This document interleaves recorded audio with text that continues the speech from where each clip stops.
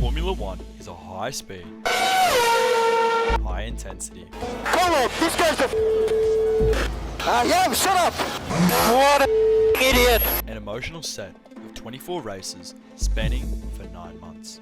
These days, the safety sanctions and equipment are second to none. Halo rings as well as the Hahn system are a mandatory part of car design. What if we were to take this away? No halo ring, no Hahn system, and no barriers on track. The date is Friday, the 29th of April, 1994. Driver Ruben Barrichello is performing his practice lap when he hits a curb at 225 km an hour, launching his car airborne and into the tyre wall, immediately knocking him unconscious after experiencing 95 Gs worth of force. Miraculously, Ruben was revived at the scene of the accident and still races today, having just won the Brazilian NASCAR in August. This would be the first of many tragic incidents to happen this weekend. Despite this major crash, the practice continued, and the following day, Saturday, the 30th of April, Austrian driver Roland Ratzenberger left the track at 315 km. Ratzenberger, qualifying for only his second Grand Prix, hit the wall at 300 km per hour. There was little anyone could do. The 31-year-old was crushed, the side of his car torn off. It was the first death at an official Grand Prix for 12 years. Experiencing almost 500 Gs of force upon impact, Ronald Ratzenberger's life was ended on the spot due to a skull fracture and a ruptured aorta. Ronald was the new kid on the block, determined to prove himself and secure a permanent seat within his team. On the day of his accident, Ratzenberger went off the track, accidentally damaging his front wing. Determined to prove himself, Ratzenberger continued to push the car to its absolute limits, even whilst the car had sustained damage to its front wing. Unlike Ruben Barrichello's crash, there was no tyre barrier or any other form of force reduction material. Ratzenberger had hit the wall at 315 km an hour, absorbing 500 Gs of force, the highest recorded in F1 history. His pit crew and team were in shock. At just 33 years of age, Ratzenberger had died in front of the whole world. Despite paramedics reaching Ratzenberger within 1 minute of his accident, they were unable to resuscitate him, officially declaring him dead just 45 minutes later. The San Marino Grand Prix organiser has received a report from the Maggiore Hospital in Bologna that the driver of car number 32, NTV Simtech Ford, Roland Ratzenberger, succumbed to injuries sustained in the accident which took place at Imola circuit during Saturday qualifying practice, April the 30th.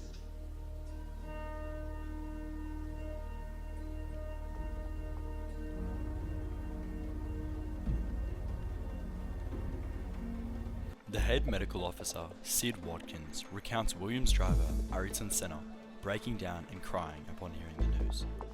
The three-time world champion was distraught by the news, but still decided to race despite Professor Watkins pleading for him to sit this race out.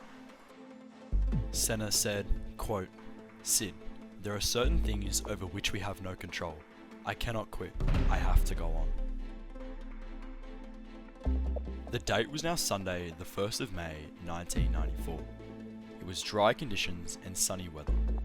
Senna had qualified for pole position. Thanks to his laps completed on Friday, he was to be joined in second place by Michael Schumacher.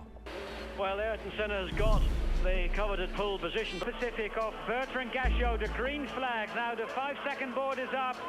The red light will go on any second now. There it is, and it's go! And a reasonable start. Oh, someone stole it. It's JJ Leto who stole this car, and someone running On the starting seconds of the race, driver Pedro Lamy drove his Lotus into the rear of another car, sending shrapnel and debris over the safety fence, injuring a police officer as well as 8 spectators. This was another bad sign for the Imola repeat of what Grand Prix. happened many years ago in the Canadian Grand Prix, and bits and parts of the car up into the air. The accident was partially on the track, having to deploy the safety car whilst the track was cleared of debris that could make it dangerous for drivers.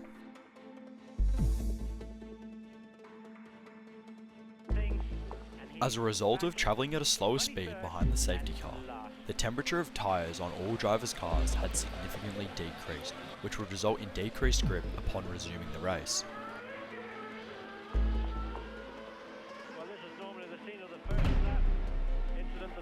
That day, however, the safety car was travelling particularly slow, due to its brakes locking up. Not wanting to risk the safety car crashing, the driver went so slow that the temperature of the race's tyres dropped significantly more than standard. At these very low speeds, heat dissipates quickly. So when it comes to the restart, the more heat you are, the better your traction is, the better the road holding will be as you go through Tamburello for the first time. On the pace car, so it looks the track was now clear of debris and the race resumed at the conclusion of lap 5.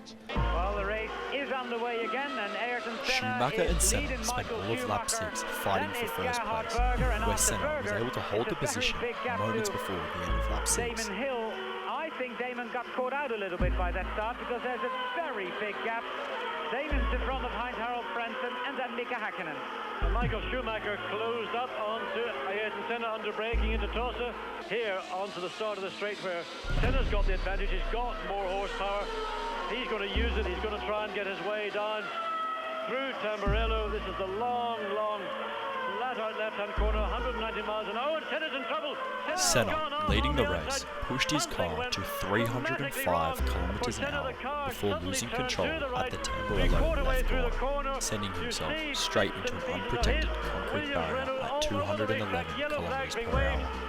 And this race will be After stopped. Senna crashed, he was Ayrton initially Senna in motionless his for car, 10 seconds before making a slight head he is adjustment. moving his head. I wouldn't be surprised if Ayrton will just wait for Professor Watkins and the prof can see whether anything's wrong with him.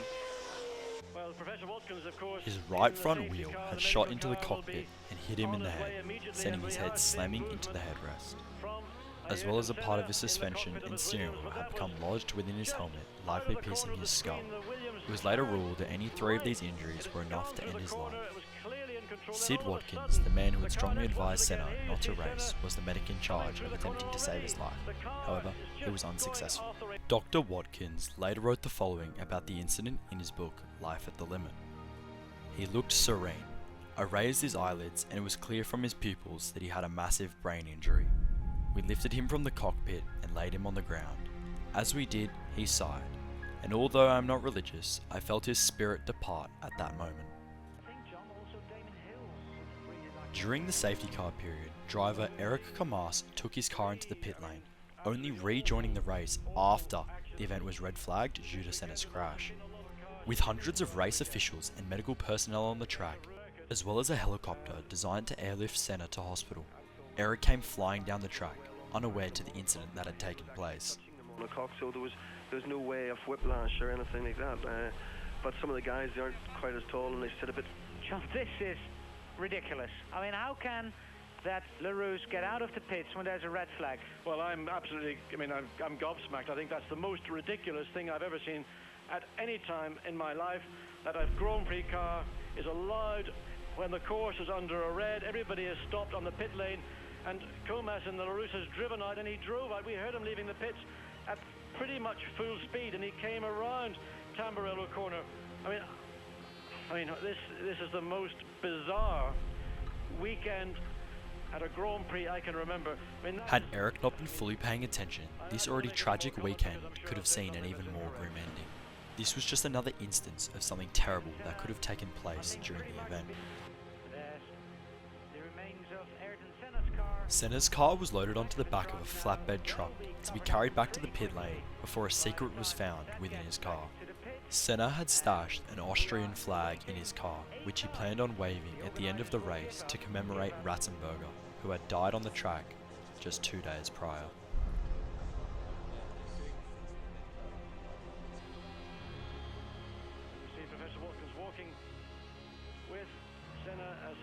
Senna was airlifted to Magori Hospital, where he was operated on for nearly 3 hours, ultimately resulting in an official time of death for the 3-time world champion.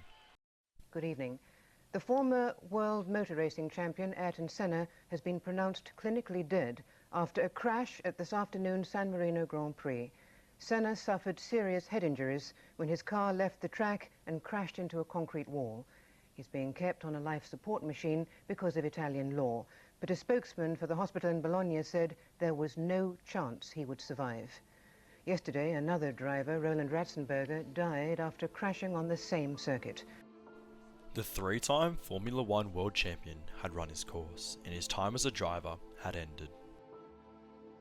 Senna's body was sent back to Brazil, where his funeral procession and carrying of his casket were overseen by 1 million people in Brazil alone. Formula One's president, Max Mosley, attended the funeral of Ratzenberger on the 7th of May in Austria, as he could attend only one of the two ceremonies. In a press conference 10 years later, Mosley said, "I went to his funeral because everyone went to Senna's. I thought it was important that somebody went to his." After Senna's death reached all corners of the globe, memorials and commemorations took place, such as the FIA leaving grids 1 and 2 open at the next Monaco Grand Prix with paintings of both the Austrian and Brazilian flags. In the 1994 FIFA World Cup, the Brazilian team took home the trophy again, dedicating their win to Senna. Aside from the many dedications and memorials put in place for Senna, the biggest call out was from Formula One fans and drivers for stronger safety measures for drivers and spectators after this horrible weekend. Michael Schumacher, who was behind Senna during his crash, said, quote, "Safety is my #1 priority." This was a huge wake-up call to the FIA to refine safety measures, installing a speed limit on the pit lane and limiting the on-pit crew on the track at any time. Ex-Formula One driver Niki Lauda, who faced a serious crash of his own during his time racing, restarted the Grand Prix Drivers Association to help ensure driver safety. Over the years since this disastrous weekend, major improvements to the car's designs have taken place, with teams of designers and architects refining and tuning the safety specs of these high-powered cars. Upgrades such as strengthening the suspension so that a front wheel cannot come off and strike the driver. The cars would also be extended in length to ensure crumple room at the front, as well as reduce the risk of drivers hitting their head on the front of the car in an accident. Apart from car modifications, the safety standard for tracks increased as well, with more tyre walls around sharp corners and larger runoff zones if a car does come undone within a race. Both Ratzenberger and Senna have memorials placed at the site of their crash, which are maintained and open to the public. Senna's sister, Vienna, now runs and operates the Ayrton Senna Foundation that works with underprivileged children in Brazil to get access to quality education that would have otherwise been impossible to achieve. The loss of both Ratzenberger and Senna was an eye-opening experience for the FIA and a big reason behind a lot of the safety changes we can see in modern-day Formula One. Both of these men's legacies will live on through the renewed safety they inspired within Formula One, as well as their current-day memorials that many are still inspired by. Such a level where there is no compromise. You give everything you have, everything, absolutely everything.